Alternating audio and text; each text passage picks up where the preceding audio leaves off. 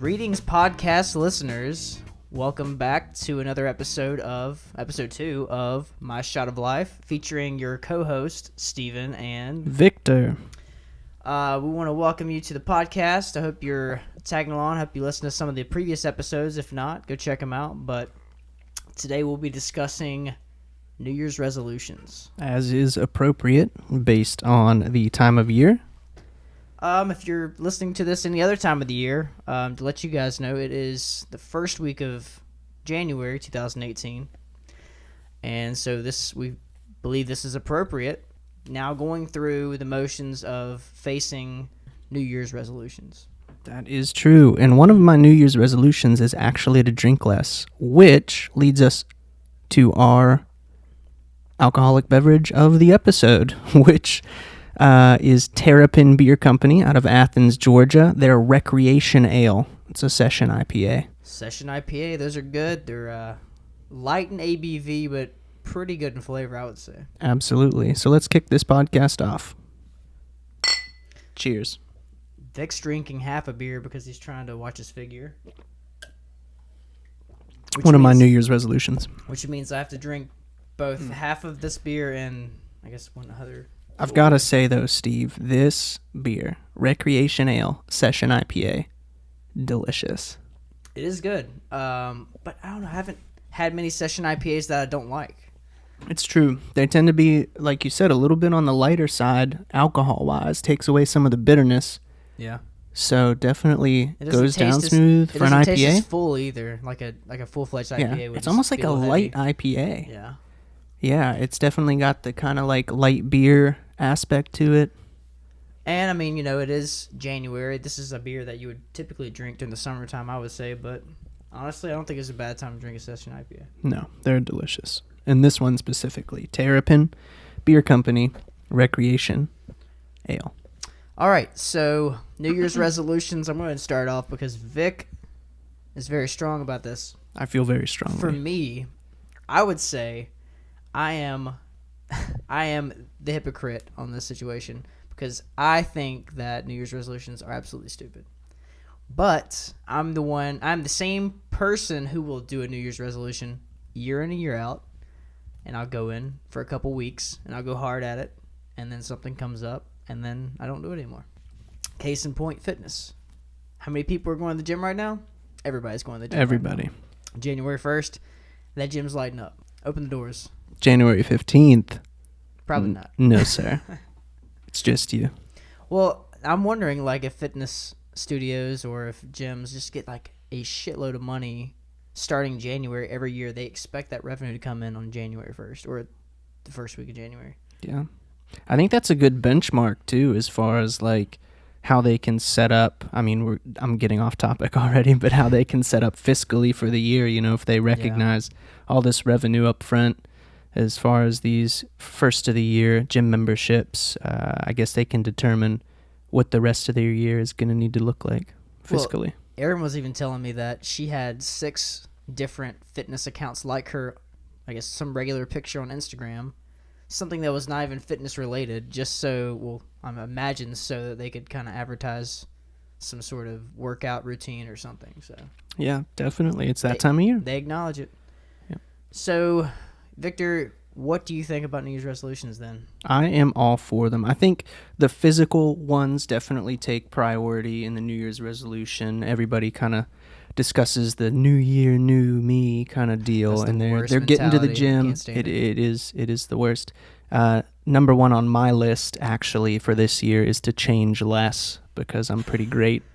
Okay. So with that said, though, I think it's great being an active person in the first place. I think it's awesome to see. I am more for people getting into shape, out of shape people getting into shape, than I am staring at these fitness models and whatnot. I mean, it's like I'm all for the failure to fame kind of thing, you know, 250 pounds, 5'4", 250, heart disease, pre-diabetes, and all of a sudden they get it together, and it's like... You know who notoriously has done this in the past? No. Which individual? Jared from Subway. And you know what happened to him after he lost all that weight? Yep. He became a pedophile. Nothing good. Actually, he was a pedophile before that, but Yes. yeah, but just But definitely, don't get healthy. It's encouraging. I like seeing people in the gym. It's nice. Like I said, It's I good. respect those people more who get there and stay there and lose the 100 pounds in 2 Oh years. yeah, kind absolutely. Of deal. I can respect that, and I appreciate, them putting themselves through that, and maybe sometimes you do need like some sort of restart, or like it doesn't even have to necessarily be. I guess I can't even put it in words. Honestly, what I'm trying to say is that on January 1st, it does feel like a new day, or like, I mean, you have a benchmark for yourself. It's the first day of the year. Starting now, it's easy to benchmark myself, and maybe that's why it is so many people. That's better. So many people are doing that is because, oh well, I can compare myself from January 1st to March 30th or whatever day. But if I started on January 15th or February 13th, I'm not gonna compare myself to that. Right. So maybe that's what it is. Psychologically, it makes sense. Yeah, absolutely. And I think the only problem does come in where, it's a matter of sticking to it. So, I guess further into the New Year's resolution, down that rabbit hole, I guess I'm not necessarily a pro New Year's resolution kind of person. I'm a pro goals person, which, I think that's fair. I mean, this definitely plays into it. But I've been doing this the past few years where, I'll come up with a list of anywhere from 10 to 15 personal goals, whether it be physically, emotionally, mentally, anything like that personally that I am trying to accomplish. And so over the years, I've been able to kind of tailor different things, and I've accomplished some, failed at others, in which case any failure to complete a goal rolls forward to the next fiscal year. It rolls forward to the next year, and so it's kind of my opportunity to improve. But there's definitely different ways to go about it. So many people it's so easy to write down, oh, I want to go to the gym more. That's too vague. You're not going to stick to something like that. I want to drop to certain weight, body fat percentage. I want to be able to lift this. If you have like an attainable goal a tangible goal, I guess, by having something like you're saying, if you have something so vague like that, I mean, what does go to the gym more mean? I went twice last year. Now I'm going 3 times this year. Yeah. It's a step-by-step process too. You kind of have to make sure your goals are realistic and then set mini goals essentially in order to accomplish whatever your larger goal may be. Well, I like your idea of finding a way, and it doesn't have to be fitness. I know we're talking a lot about fitness because that seems to be what most people's goal is starting the new year. I'm going to eat all this bad food in the holidays, and I'm going to come back in January and I'm going to lose all this weight, and whether I stay through it the whole year or just a few months, that's what I want to do. But I like the idea of growing yourself as a person every year. So if that's one of your goals, I want to read more, or I want to learn this, and I want to do something, have a skill that I didn't have before, something that helps you develop as a person, I'm all for that. So sure, like if you can stay with it, I can be okay with a New Year's resolution for that. And I thought about that whenever I was also thinking about Seth MacFarlane's tweet that he wrote today. If you haven't read that yet, I have not. He posted a tweet today in response to a presidential tweet. I like the idea of what he was saying, or Seth said in his tweet. When young men become old men, the best acquire wisdom, the wisdom to know when to teach and when to learn, when to speak and when to listen, when to lead and when to follow, when to fight and when to make peace. And then he actually had another sentence after that.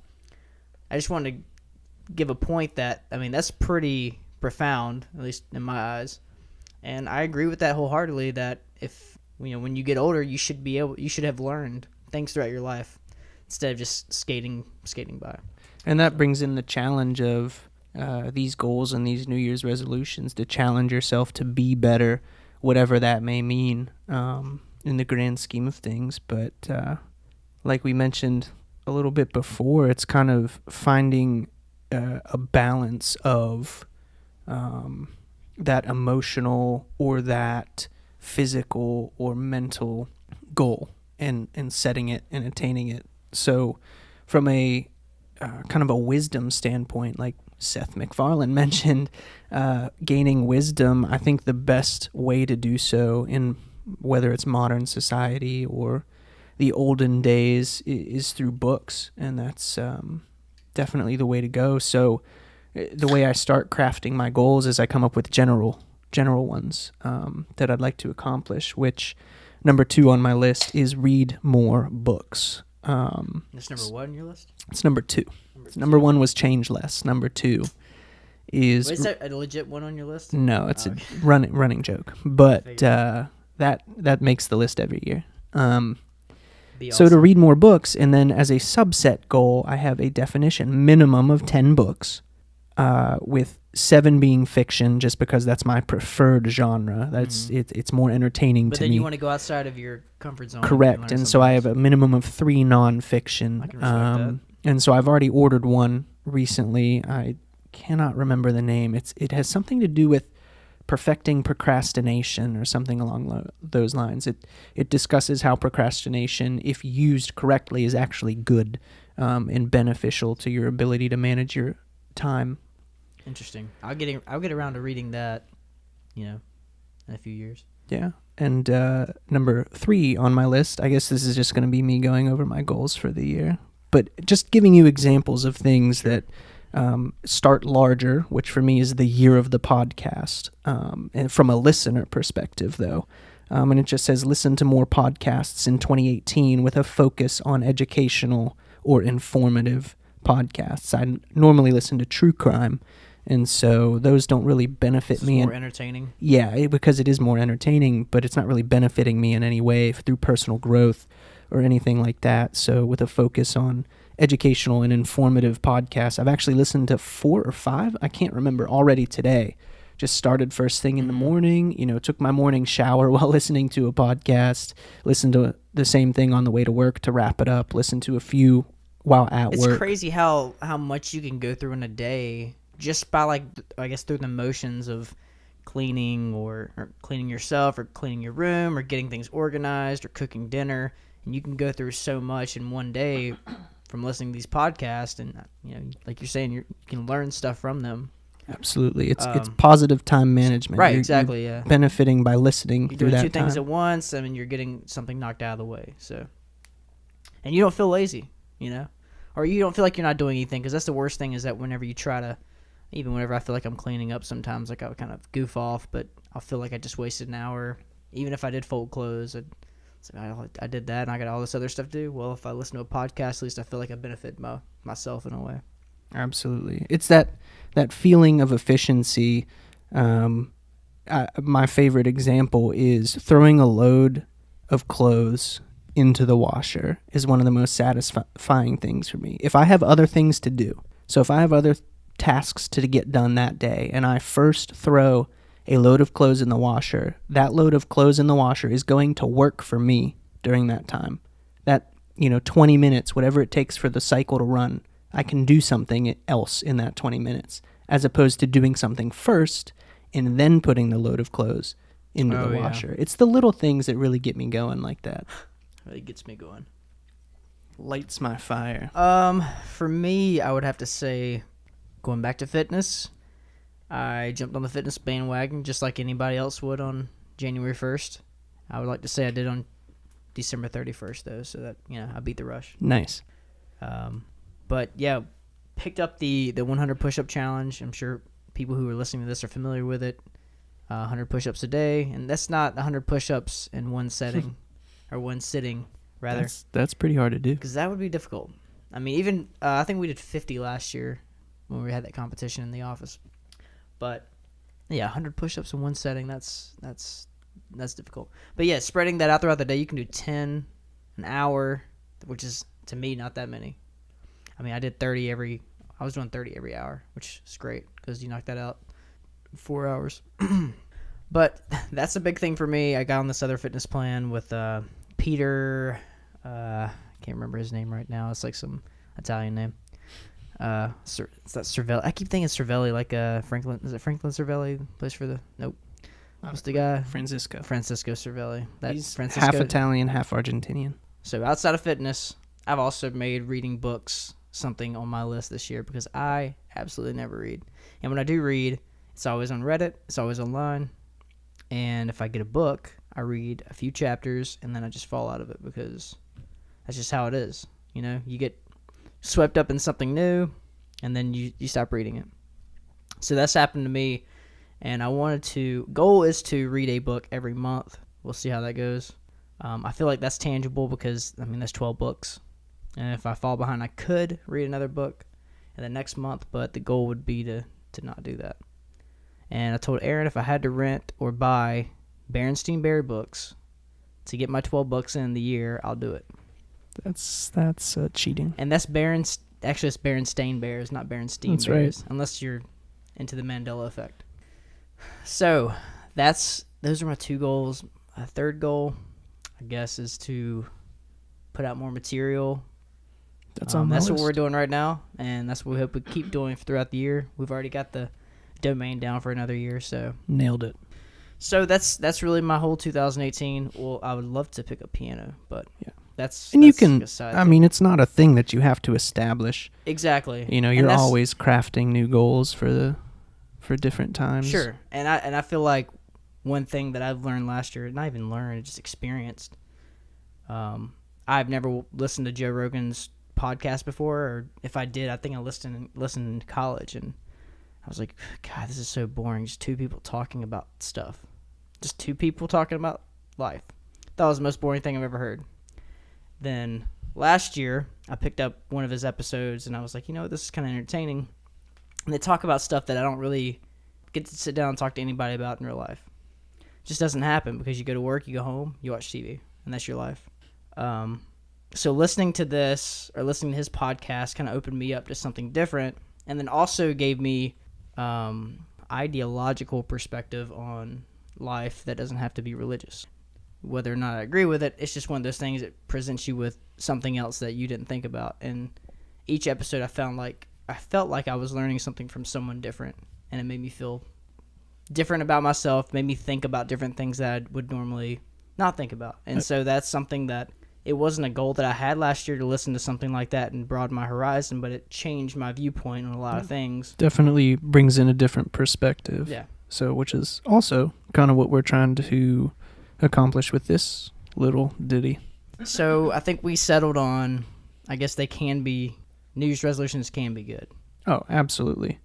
And to add to that, just crafting the resolutions or goals in the first place, it doesn't necessarily require motivation. Everybody's looking for the motivation, and it may be the motivation of, hey, it's a new year, let's try and better ourselves in the current year. But it's more about forgetting motivation and cultivating discipline in order to accomplish those resolutions and accomplish those goals. If it starts with making your bed every morning, go for it. Make your bed every morning. You've accomplished something. Releases dopamine in the brain. And there's so many you feel people, good. so many professionals and I guess psychological fields and maybe even motivational speakers. I could probably go on with other teachers and professors. Start off with saying that if you can't make your bed, then how can you even really develop yourself as a person? Because as simple as something as making your bed, you're putting structure in your life, and you're in organization, and like you're saying, put a little bit of discipline.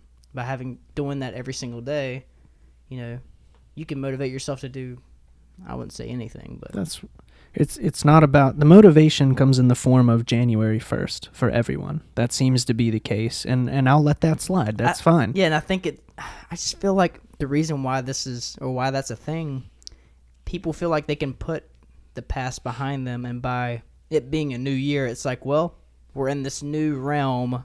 We've never been here, and 2017 is a thing to people. It is a whole year. It is a thing. So by changing yourself a little bit in 1 year, you feel like you haven't done anything.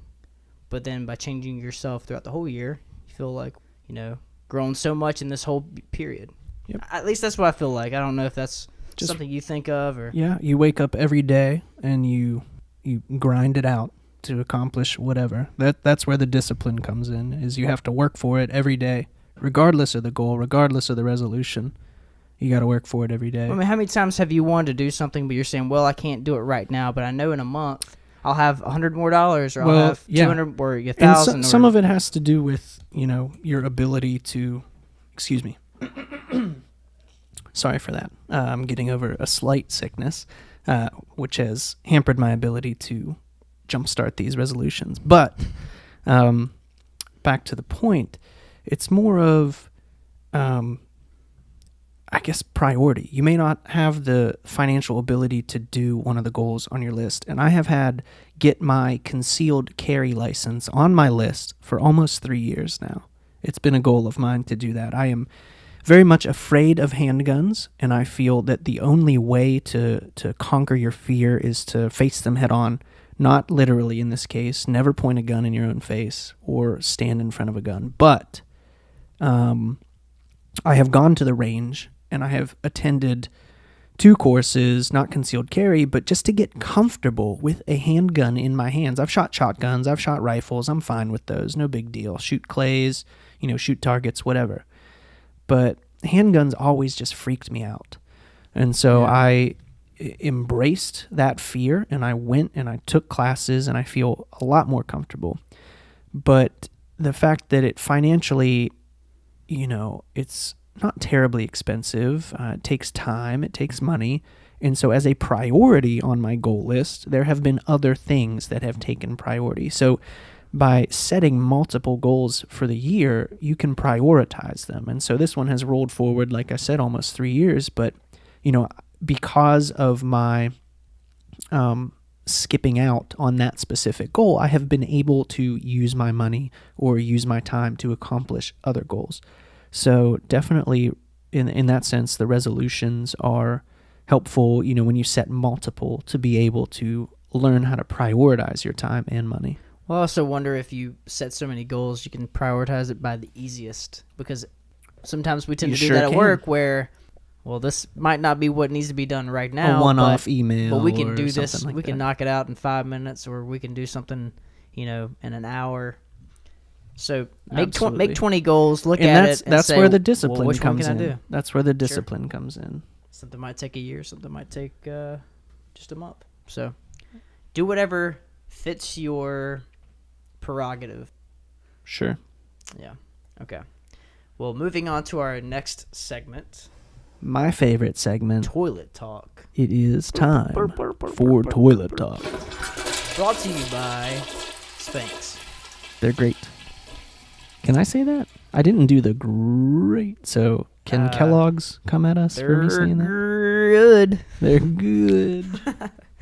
I don't. Spanx is not sponsoring this podcast, but shout out to Spanx for tucking away all that stuff that we don't like to see. All right, so today's toilet talk topic is over versus under. The most debated topic of all time. Is it? I don't know, but it should be. I'm pretty sure Socrates and Aristotle, they were all like, that's what all of their philosophy books were written about. Did they have toilet paper? They used their hand leaves. Leaves, probably. Maybe. Anyway, over under. Hair. Does the toilet paper roll dispense the toilet paper over the top or underneath? Well, I think it's a no-brainer. You have the toilet paper hanging off over, which should be closest to the user of the toilet.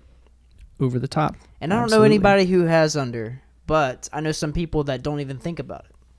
Some people don't think about it. I don't necessarily give them a pass, but at the same time, I'll give them a pass. If you actually don't care and you have like 3 bathrooms in your house or 2, and one is over and one is under, and you're like, whatever.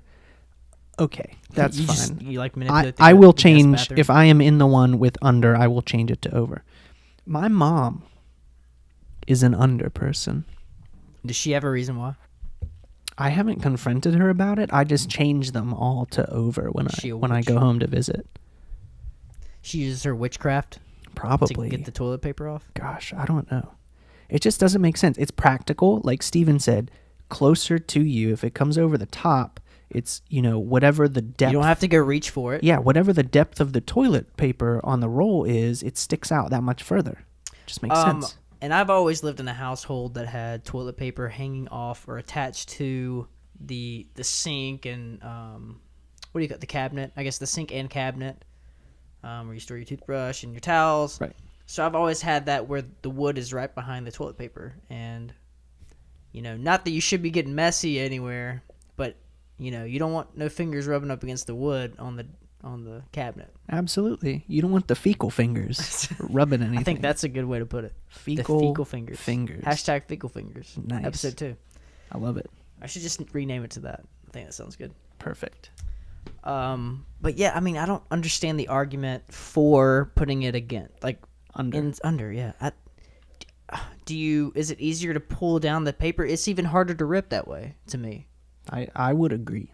Right? Yeah. Because, I mean, that's one that you start ripping it, and then it just, like, falls down, and then you have 2 foot of toilet paper, and then you have to wrap it around your hand, and you... Yeah. What a disaster. But, I mean, I have some people like that stuff. no positives to say. I can't even play devil's advocate. I believe so strongly. Now, one of the points of this show is to broaden, your perspectives on things, but you're just wrong. I mean, factually incorrect. I would think so. I would like to read a nice article that had something about... Why aren't we putting money to this? Like, why aren't they doing experiments and psychological researching? Maybe the people who use the under method, maybe they're like sociopaths. All right. We need to conduct a survey of some sort. I would feel like it has to do with some sort of characteristic, some personality characteristic. Sure. So you're either a psychopath or a sociopath, or... So you're saying the psychopaths do the under? I'm grouping them all in the under right now. I don't know who else. Who else would you think? Who would you... So Jeffrey Dahmer. Hitler, obviously. Steve Jobs. Stalin. What's the guy, Matumbo? No, that... Dikembe Mutombo. No, he's a good dude, Sorry, man. he seems like a really good dude. I totally spaced on this name. What was the large... They had T-shirts made out of it, and it was in South Africa. There was a guy... Nelson Mandela. Nope. He was a good guy. No. This is a guy who was like leading... I would say almost like Stephen a cartel. South Africa? Not a cartel, but it was... You know how they have those like small revolutions? Uh-huh. And then they abused... The Boko Haram? People? That's Nigeria. No, it's not Boko Haram. Nigeria. It was an individual person's name, and they got really big. Like the documentary got big, and people Saved Darfur, that one? No, I have that T-shirt though. It's a great T-shirt. Feels great. There's a guy, and there's a documentary they made about him, and he got really popular like 3 years after he passed away or got killed or was killed. I'm sorry, not got killed. But people were trying to raise awareness to this guy's name, but he was already dead. Are you serious? And I have no idea what you're talking about. Well, but are you saying that he was an under person? Yeah, that's what I'm getting at. Nice. Okay, while Steven's looking up that guy, I think it's fair to say that you should develop your goals for this year. Post them to the site. Leave some comments for us. That's definitely... Oscar Pistorius. That's not the guy, but he also rolls in there. Yeah, definitely. But leave some comments. What are some of your goals for fiscal year? Gosh, I need to stop doing that. The auditor and me keep saying that. For the current year, under audit. For the current year, don't forget to do your taxes. Speaking of, everyone who... Well, I guess this doesn't apply until 2019. When you're filing your taxes in 2019, be aware that the tax law has changed for the entire year of 2018. That's just a thing that we like to throw in there because we're auditors. So. Be aware. But post your goals, comment. What are some of your suggestions for obtaining your goals or helping others obtain theirs? Maybe that's one of your goals. Who knows? But get involved, get out there, develop yourself personally, professionally. Be a better person. Did you find that guy yet? Sadly, no. I can't think of where he would be at, what documentary would be. Once I find it, I'll post it on the website. You guys will know what I'm talking about. So that's a perfect segue to the end of our episode. I think we need to rate our beer. Yeah, good point. Absolutely. And then we'll do a final closeout. So As we mentioned previously in the podcast, our beer of the episode was Terrapin Beer Company out of Athens, Georgia. Recreational Ale Session IPA. Session IPA. What's the ABV on that? 4.7% ABV. So, Victor, what do you think about it? Pretty solid. I'll give it a 4 out of 5. 4.0. 4 out of 5. I like that rating because I was also going to go with a 4 out of 5.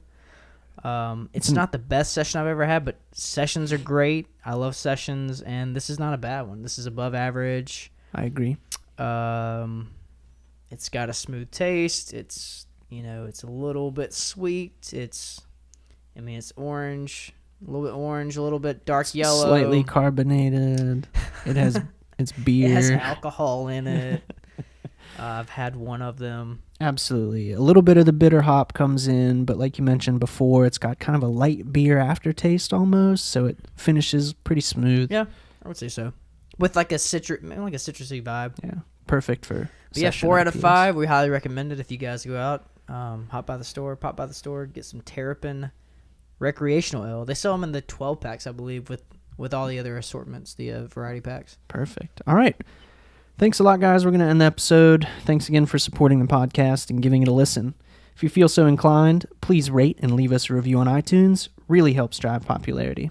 Don't forget to give us a follow on social media at MyShotOfLife on Twitter and Instagram. And check out our YouTube channel, where in addition to iTunes and Stitcher, we will be posting our episodes each week. Feel free to reach out to us through our various outlets with comments and suggestions on future episode topics, as well as different drinks to try and rate. We're signing off, and I'm Steven. I'm Victor. And remember, drinks are always better with friends.